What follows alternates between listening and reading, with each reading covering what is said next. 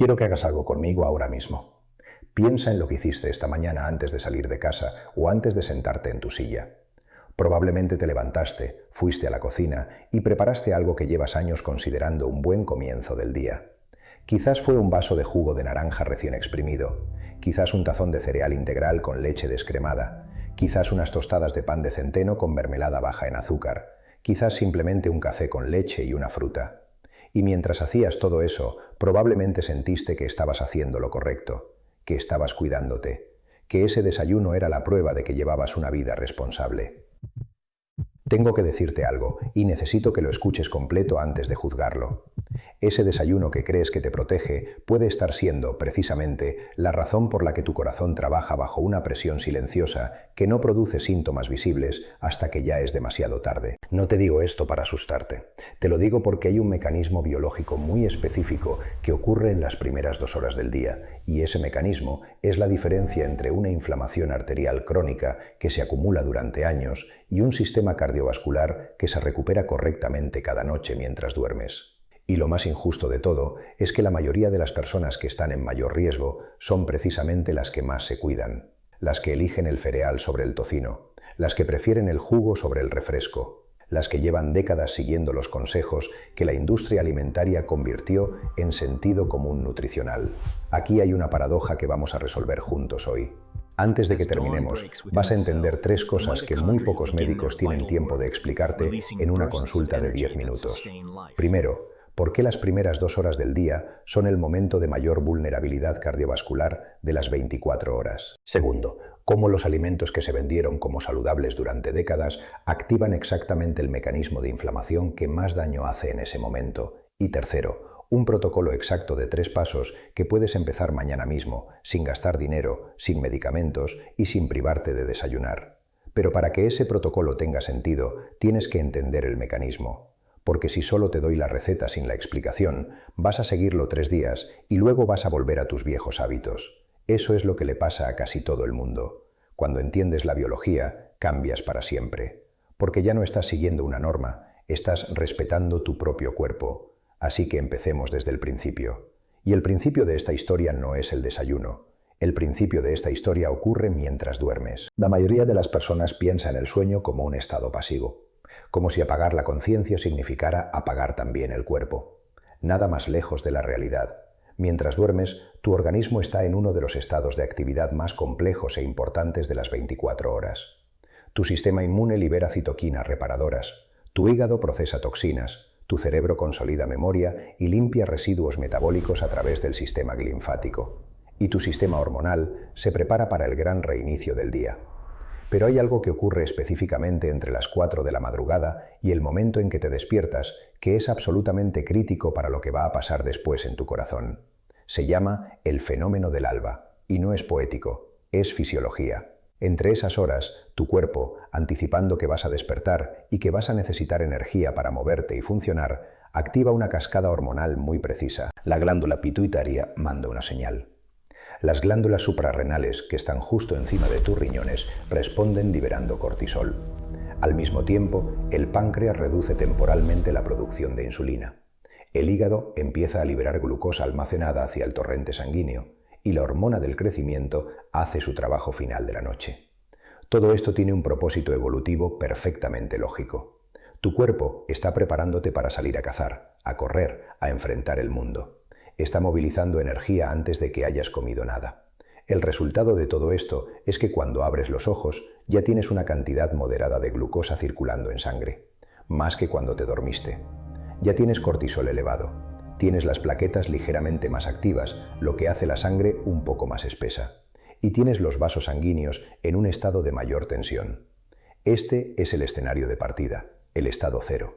El contexto en el que va a ocurrir todo lo demás. Y aquí empieza lo importante, porque en este estado lo que introduces en tu cuerpo en los siguientes 30 a 60 minutos no tiene el mismo impacto que lo que introduces a las 3 de la tarde. Tiene un impacto multiplicado, tiene un impacto que el sistema cardiovascular registra de forma completamente diferente. Pero hay algo más que tienes que saber sobre el cortisol, algo que casi nadie explica bien. El cortisol no es tu enemigo, es una molécula de respuesta adaptativa que lleva millones de años en el cuerpo humano. El problema no es que exista, El problema es lo que ocurre cuando lo amplificamos de forma exagerada en un contexto ya de por sí fisiológicamente tenso. Y resulta que hay exactamente un error de desayuno que hace precisamente eso, que toma el cortisol ya elevado del fenómeno del alba y lo dispara aún más, que toma la glucosa ya movilizada en sangre y la convierte en un pico que el páncreas, si tiene más de 50 años, ya no maneja con la misma eficiencia de antes. Ese error tiene nombre, y probablemente lo estás cometiendo cada mañana. Pero antes de revelarlo, necesito que entiendas algo sobre cómo envejece el páncreas, porque si no entiendes eso, no vas a entender por qué este problema se vuelve mucho más serio, específicamente después de los 50 años. Cuando tenías 20 o 30 años, tu páncreas era una máquina de precisión. Cada vez que comías algo que elevaba la glucosa en sangre, las células beta del páncreas detectaban ese aumento en cuestión de segundos y lanzaban una dosis exacta de insulina al torrente sanguíneo. La insulina abría las puertas de las células del músculo, del hígado, del tejido adiposo. La glucosa entraba. El nivel en sangre volvía a la normalidad en un tiempo razonablemente corto. Limpio, eficiente, preciso. Eso se llama primera fase de secreción de insulina, y es la respuesta más rápida e importante del sistema. Después de los 50 años, esa primera fase empieza a deteriorarse. No de golpe, no de forma dramática, de forma silenciosa y progresiva. Las células beta pierden capacidad de respuesta rápida. Los receptores de insulina en las células del músculo se vuelven menos sensibles. El hígado, que ha estado procesando décadas de dieta occidental, empieza a resistir la señal de la insulina. El resultado es que cuando comes algo que eleva la glucosa, la respuesta ya no es tan rápida ni tan precisa. La glucosa permanece elevada en sangre durante más tiempo que antes. El páncreas intenta compensar liberando más insulina, pero esa insulina llega tarde y en exceso. El sistema se desequilibra. Esto tiene un nombre técnico, deterioro de la tolerancia a la glucosa. Y es un estado previo a la diabetes tipo 2 que afecta, según las estimaciones actuales de la Organización Mundial de la Salud, a más del 40% de las personas mayores de 50 años que no han sido diagnosticadas con nada. 4 de cada 10 personas en tu rango de edad están en este estado sin saberlo, sin síntomas evidentes, sin diagnóstico, sin alarma. Y lo más importante para entender hoy es que este estado no solo afecta a la glucosa, afecta directamente a la salud de las arterias. Cuando la glucosa permanece elevada durante periodos prolongados, se une a las proteínas de la pared arterial en un proceso llamado glicación. Las arterias se vuelven más rígidas. Los endotelios, que son las capas internas de los vasos sanguíneos, se inflaman. Las moléculas de LDL, que ya de por sí son problemáticas en cantidades elevadas, se oxidan más fácilmente en un ambiente de alta glucosa y se adhieren con mayor facilidad a las paredes arteriales. Esto no es una teoría, es bioquímica vascular básica que cualquier cardiólogo de cualquier hospital del mundo te confirmará. Y todo este proceso se agrava de forma exponencial en las mañanas. ¿Por qué en las mañanas específicamente? Porque tienes el cortisol elevado, que ya de por sí eleva la glucosa hepática. Tienes la primera fase de insulina deteriorada, que responde más lentamente. Tienes las arterias en mayor tensión.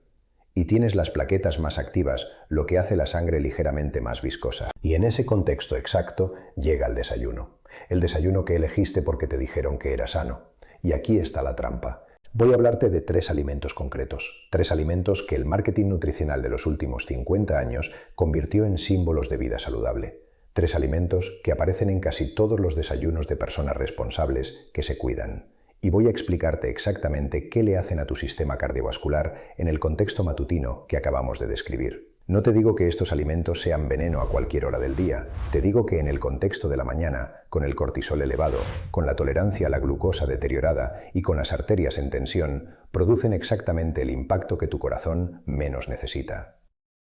El primero, el jugo de naranja. Esta es quizás la mayor victoria de marketing nutricional de la historia moderna. Durante décadas, el jugo de naranja fue sinónimo de mañana saludable, la vitamina C, el color naranja brillante, la frescura, la imagen de la familia feliz en el anuncio de televisión. La realidad fisiológica es muy diferente. Una naranja entera contiene fructosa, sí, pero también contiene fibra, mucha fibra. Esa fibra actúa como un freno natural para la absorción de los azúcares. Cuando muerdes una naranja, el tracto digestivo tiene que trabajar para liberar los azúcares. El proceso es lento.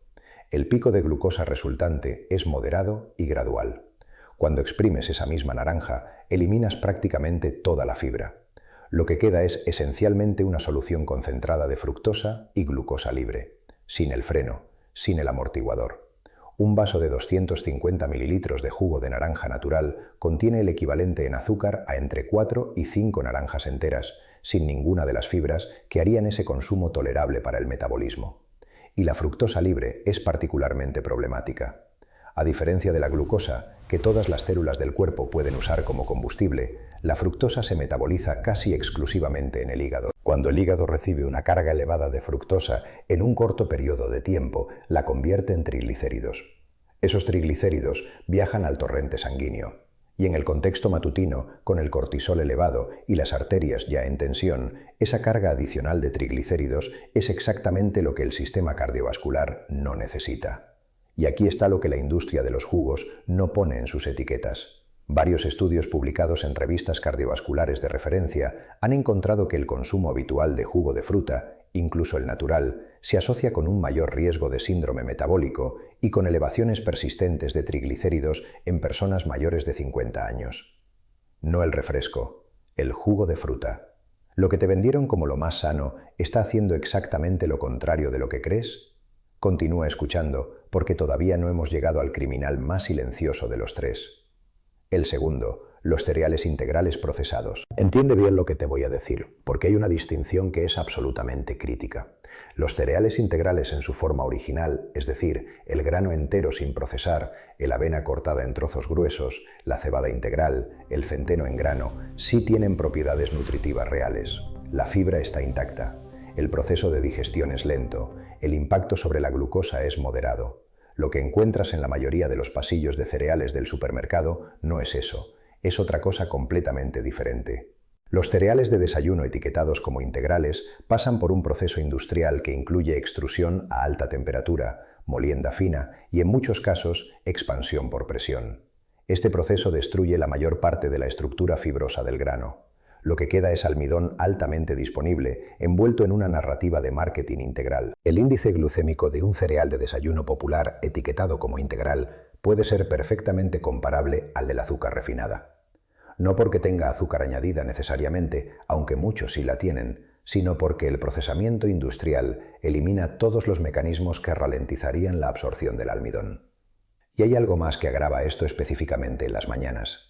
El almidón de los cereales procesados no solo eleva la glucosa. En el contexto del cortisol matutino elevado, esa elevación de glucosa activa una respuesta de insulina que, como vimos antes, en personas mayores de 50 años ya no es tan precisa ni tan rápida.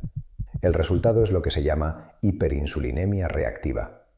El páncreas libera más insulina de la necesaria. La glucosa cae, pero antes de caer ha pasado un periodo de tiempo, entre 30 minutos y 2 horas, en que el nivel de glucosa estuvo suficientemente elevado como para activar el proceso de glicación y oxidación que daña las paredes arteriales. Y mientras eso ocurre, tú te sientes bien. Quizás un poco con hambre 2 horas después de desayunar, pero sin síntomas claros, sin dolor, sin señal de alarma. La destrucción es silenciosa.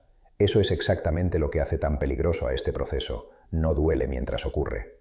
El tercero, y este es el más sorprendente de los tres, el pan de molde integral light, o las tostadas integrales con mermelada baja en azúcar, o la combinación que en muchos hogares hispanos se considera la versión más responsable y moderada del desayuno. El pan, incluso el que tiene más porcentaje de harina integral, atraviesa un proceso de fermentación industrial acelerada que altera completamente su perfil glucémico. El pan artesanal de masa madre, fermentado durante horas, tiene un impacto sobre la glucosa radicalmente diferente al pan industrial, aunque ambos usen la misma harina. La fermentación lenta genera ácidos orgánicos, especialmente ácido láctico y ácido acético, que ralentizan la digestión del almidón y reducen el índice glucémico de forma significativa. El pan industrial no tiene ese beneficio. Se fermenta en horas, a veces en minutos, con levaduras industriales aceleradas y el almidón permanece altamente disponible. Y la mermelada, incluso la que dice sin azúcar añadida en la etiqueta, en muchos casos contiene fructosa de la propia fruta concentrada al eliminar el agua, o contiene edulcorantes de bajas calorías que, a pesar de no elevar la glucosa directamente, pueden impactar el microbioma intestinal y la sensibilidad a la insulina a través de mecanismos que la ciencia apenas empieza a documentar. ¿Empiezas a ver el patrón? 3 alimentos distintos, 3 formas distintas de llegar al mismo resultado. Un pico de glucosa matutino en un contexto hormonal ya de por sí tenso que activa la inflamación vascular de forma silenciosa y repetida, cada mañana, cada día, durante años. Esto no es una teoría, es fisiología. Pero aquí es donde tengo que hacerte una pregunta directa, y quiero que lo pienses de verdad. ¿Cuántos años llevas haciendo esto? ¿Cuántas mañanas? ¿Y cuántas veces alguien con conocimiento médico real te explicó el mecanismo exacto de lo que ocurre en tu cuerpo entre las 6 y las 8 de la mañana? Si nadie te lo explicó antes, escribe abajo en los comentarios, nadie me lo había dicho. Porque necesito saber si este tipo de información te está llegando o si sigue perdida en estudios que ningún médico tiene tiempo de traducirte. Retomemos el cortisol, porque creo que no le hemos hecho justicia todavía a esta hormona y sin entenderla bien, el protocolo que viene después no va a tener todo el peso que necesita. El cortisol es la hormona del despertar, la hormona del estrés, la hormona de la respuesta. Y en la mañana, como vimos, llega a su pico natural diario. Esto no es malo en sí mismo. Es parte del diseño evolutivo del cuerpo humano. El problema ocurre cuando ese pico de cortisol natural se amplifica. ¿Qué amplifica el cortisol matutino? Básicamente, cualquier cosa que el cuerpo interprete como una señal de estrés o de emergencia. Y entre esas cosas está, de forma muy clara, un pico brusco de glucosa en sangre. Este es el mecanismo que necesitas grabar en tu memoria. Cuando comes algo que eleva rápidamente la glucosa en sangre, el páncreas libera insulina. Eso lo sabemos. Pero hay un efecto secundario que pocas personas conocen.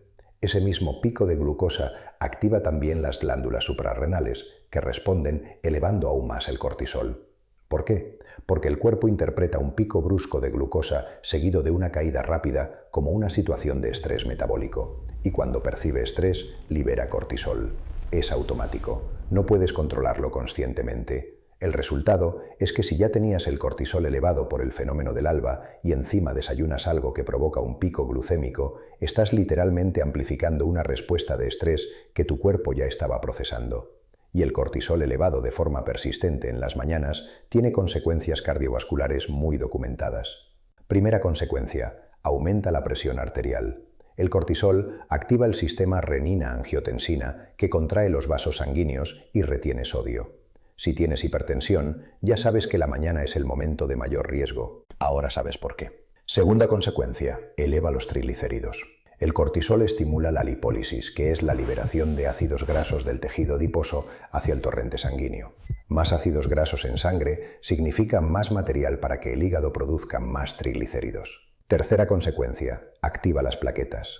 El cortisol hace la sangre más coagulable. Evolutivamente esto tiene sentido porque si eres atacado por un animal, necesitas que tu sangre coagule rápido. Pero en el contexto de una arteria inflamada y con placas ateroscleróticas, una sangre más coagulable es exactamente lo que puede disparar un evento cardiovascular agudo. Hay una estadística que me parece importante mencionarte aquí. No para asustarte, sino para que comprendas el peso real de lo que estamos discutiendo. Los estudios epidemiológicos sobre infarto agudo de miocardio muestran de forma consistente que entre el 40 y el 45% de todos los infartos fatales ocurren entre las 6 de la mañana y el mediodía.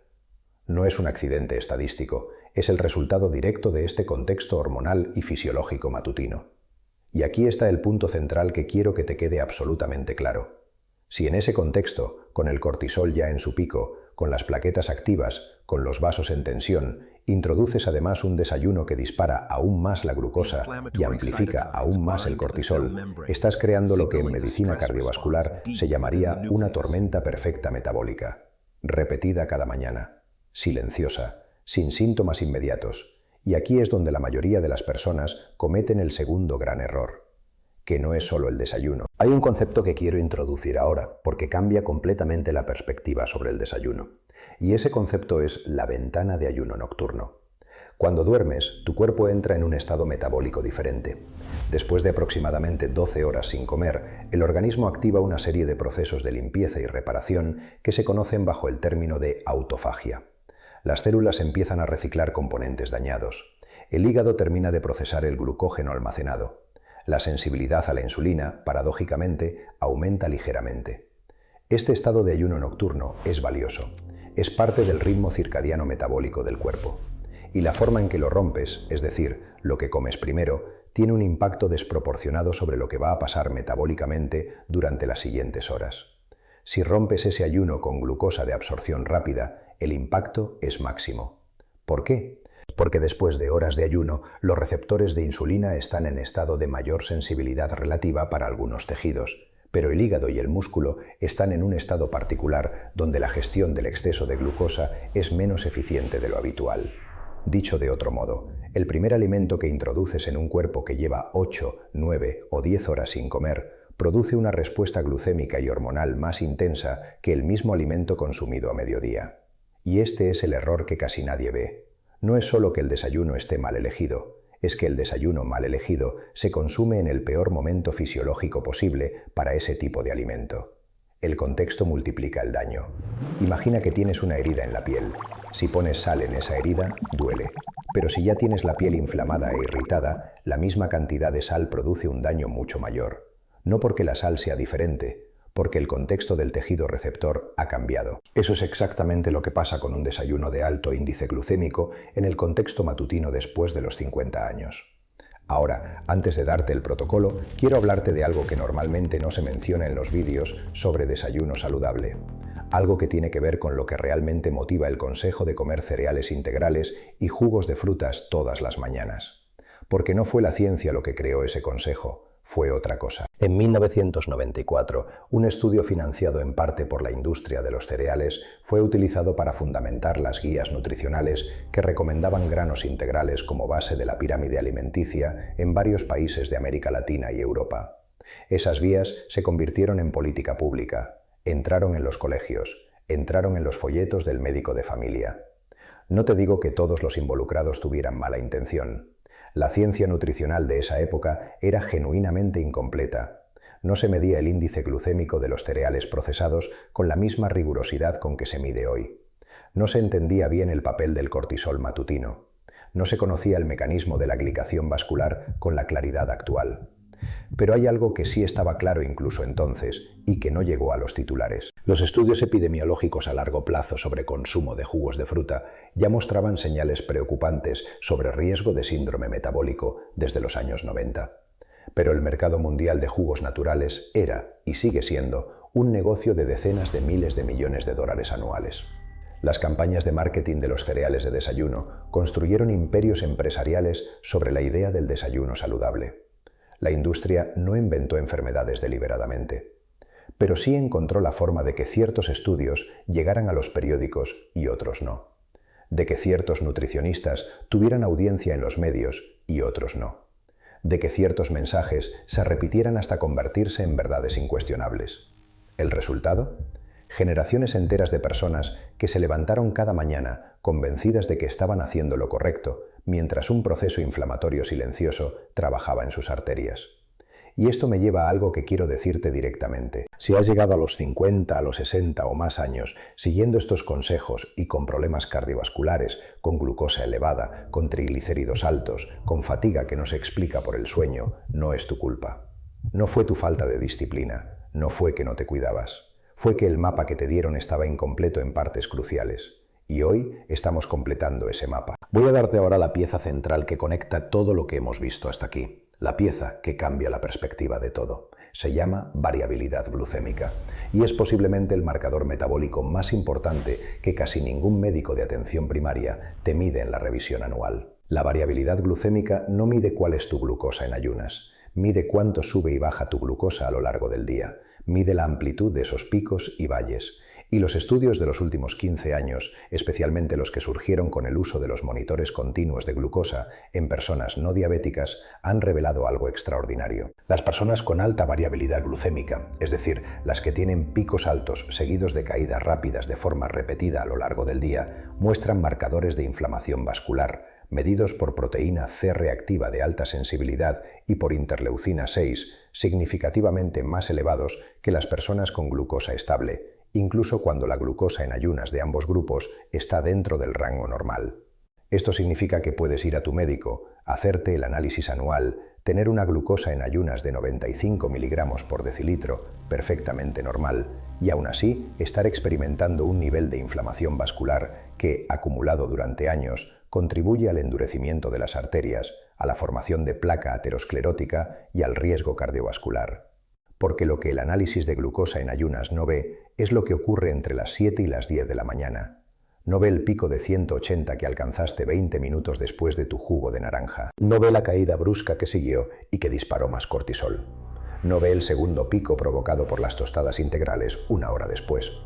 Eso es invisible en el análisis estándar, pero no es invisible para las arterias. Las arterias lo registran todo. Y ahora quiero decirte algo que me parece fundamental para el propósito de este canal.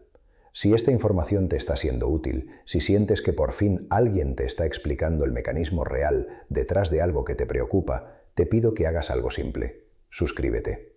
No porque yo necesite el número, sino porque este tipo de información, la que conecta la bioquímica real con decisiones cotidianas, es exactamente lo que vamos a seguir construyendo juntos aquí cada semana.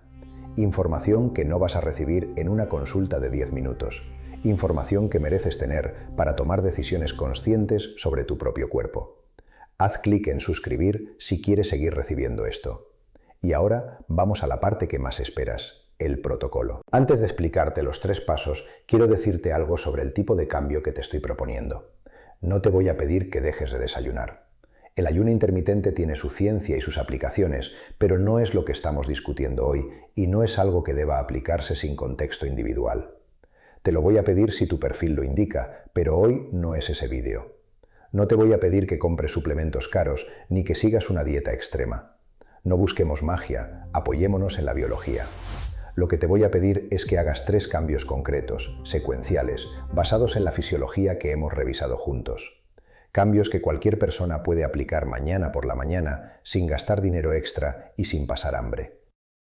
Paso 1. Retrasa el desayuno entre 20 y 40 minutos después de levantarte. Este es el cambio más simple y posiblemente el más poderoso del protocolo. ¿Recuerdas el fenómeno del alba? El pico de cortisol matutino tiene una duración natural. Empieza a descender aproximadamente entre 30 y 45 minutos después de que te despiertas. Si desayunas en los primeros 10 o 15 minutos después de levantarte, lo estás haciendo en el momento de mayor cortisol de todo el día. Si esperas entre 20 y 40 minutos, el cortisol ya ha iniciado su descenso. Las plaquetas están menos activas, la tensión vascular ha reducido ligeramente. El escenario metabólico es significativamente menos explosivo. No te estoy pidiendo que hagas ayuno, te estoy pidiendo que desayunes a las 7:40 en lugar de a las 7. Ese intervalo marca una diferencia bioquímica real. Usa ese tiempo para hidratarte. Un vaso grande de agua al despertar, antes de cualquier alimento, activa la motilidad intestinal, contribuye a la dilución del cortisol circulante y prepara el sistema digestivo. Si añades el zumo de medio limón al agua, introduces ácido cítrico que tiene un efecto modulador leve sobre la respuesta glucémica posterior. No es magia, es fisiología básica de la alcalinización digestiva. Y ese tiempo también es útil para algo más. Exponerte a la luz natural en los primeros momentos del día, aunque sean 10 minutos frente a una ventana, regula el eje cortisol-melatonina y contribuye a que el pico de cortisol matutino sea más limpio y menos prolongado. Esto lo saben los cronobiólogos desde hace décadas, pero casi nadie lo conecta con la salud cardiovascular matutina. Paso 2. Cambia el orden de los macronutrientes en el desayuno. Este es el hallazgo que más me impacta de la investigación reciente sobre variabilidad glucémica y es sorprendentemente simple. El orden en que introduces los macronutrientes en una comida determina en gran medida el pico glucémico resultante. No solo qué comes, sino en qué orden lo comes. Los estudios publicados por investigadores de la Universidad Cornell y posteriormente validados por varios grupos europeos muestran que si comienzas cualquier comida por proteínas y grasas y dejas los carbohidratos para el final, el pico de glucosa resultante puede reducirse hasta en un 40% comparado con comer los mismos alimentos, pero comenzando por los carbohidratos. ¿Cómo funciona el mecanismo? Las proteínas y las grasas, cuando llegan primero al tracto digestivo, estimulan la liberación de péptido I, Y y GLP-1, que son hormonas intestinales que ralentizan el vaciado gástrico y modulan la secreción de insulina de forma más ordenada. También crean una especie de barrera física en el intestino delgado que ralentiza la absorción de los carbohidratos que llegan después. ¿Qué significa esto en la práctica para el desayuno? Si vas a comer una tostada, que sea después de haber comido primero huevos, o aguacate, o queso fresco, o yogur natural sin azúcar. no al revés. Si vas a tomar algo con fruta, que sea después de haber desayunado proteínas. Un huevo primero, la fruta entera después. Si tomas café con leche, que sea antes el café con proteína de la leche que el pan. Este cambio de orden no te pide que elimines nada, te pide que reordenes, y tiene un impacto medible en el pico glucémico. Paso 3. Sustituye los azúcares de absorción rápida por proteínas y grasas de calidad como base del desayuno. Este es el paso que más incomoda a mucha gente, porque implica cambiar hábitos que llevan décadas instaurados. Así que lo voy a explicar con la mayor claridad posible. No te estoy pidiendo que elimines los carbohidratos del desayuno para siempre. Te estoy pidiendo que dejes de usarlos como base y que empieces a usarlos como complemento. La base del desayuno, después de los 50 años, en un contexto de cortisol matutino elevado y tolerancia a la glucosa reducida, debe ser proteína. No porque sea una moda, ni porque lo diga un influencer de fitness, sino porque la proteína tiene el índice glucémico más bajo de todos los macronutrientes. No provoca pico de insulina significativo. Activa la saciedad de forma prolongada a través de la colecistoquinina y proporciona los aminoácidos que el cuerpo necesita para los procesos de reparación muscular y síntesis hormonal que se activan en las horas matutinas. ¿Qué fuentes de proteína son prácticas para el desayuno? Los huevos son la opción más completa y accesible. 2 o 3 huevos revueltos, cocidos o en la forma que prefieras, tienen entre 12 y 18 gramos de proteína completa de alta biodisponibilidad. El colesterol del huevo lleva décadas siendo injustamente demonizado. La evidencia actual, incluyendo el metaanálisis publicado en el British Medical Journal en 2019, muestra que el consumo de hasta un huevo diario no se asocia con mayor riesgo cardiovascular en personas sanas. Y en el contexto de un desayuno antiinflamatorio, el huevo es uno de los aliados más poderosos que tienes. El yogur griego natural sin azúcar, preferiblemente entero, tiene entre 15 y 17 gramos de proteína por porción estándar, además de calcio, probióticos y una carga glucémica muy baja. El queso fresco, la sardina en conserva al natural, el salmón ahumado, la mantequilla de almendra sin azúcar añadida. Todas estas son opciones que pueden construir la base de un desayuno que no dispare el cortisol, que no provoque el pico glucémico destructivo y que proporcione saciedad real durante 4 o 5 horas. Y sobre el café solo, consumido antes del desayuno y no mezclado con azúcar o bebidas azucaradas, tiene efectos antiinflamatorios documentados. La cafeína activa el eje simpático, sí, pero en personas sin hipertensión severa, el impacto cardiovascular matutino del café solo es significativamente menor al del pico glucémico del desayuno que lo acompaña. La combinación de café solo con un huevo y medio aguacate es literalmente uno de los desayunos más cardiovascularmente protectores que puedes preparar en 5 minutos sin gastar casi nada. El aguacate merece una mención especial. Los ácidos grasos monoinsaturados del aguacate, especialmente el ácido oleico, tienen un efecto documentado sobre la reducción de la inflamación endotelial. El aguacate tiene el índice glucémico más bajo de prácticamente cualquier alimento que puedas comer en el desayuno, y su densidad nutricional por caloría es extraordinaria. Si hay un alimento que merece estar en el desayuno de cualquier persona mayor de 50 años con preocupación cardiovascular, es el aguacate. ¿Qué pasa con la fruta? La fruta entera, con toda su fibra intacta, puede incluirse en el desayuno, pero siempre como complemento, nunca como base y nunca en forma de jugo. Una naranja entera, una manzana pequeña, un puñado de fresas o de arándanos. Los frutos rojos son especialmente interesantes porque son bajos en fructosa y altos en antocianinas, que son pigmentos con efecto antioxidante documentado sobre el endotelio vascular. Lo que tienes que eliminar del desayuno habitual, o al menos reducir de forma drástica, es el jugo de frutas en cualquier forma, los cereales de caja, aunque digan integral en la etiqueta, el pan blanco o industrial, incluso el que dice ser integral, la mermelada en cualquier forma, salvo que sea una cucharadita pequeña sobre una base de proteína previa, y los productos etiquetados como light o sin azúcar, que suelen tener otras formas de carbohidrato de absorción rápida. ¿Quieres que continúe con la siguiente parte?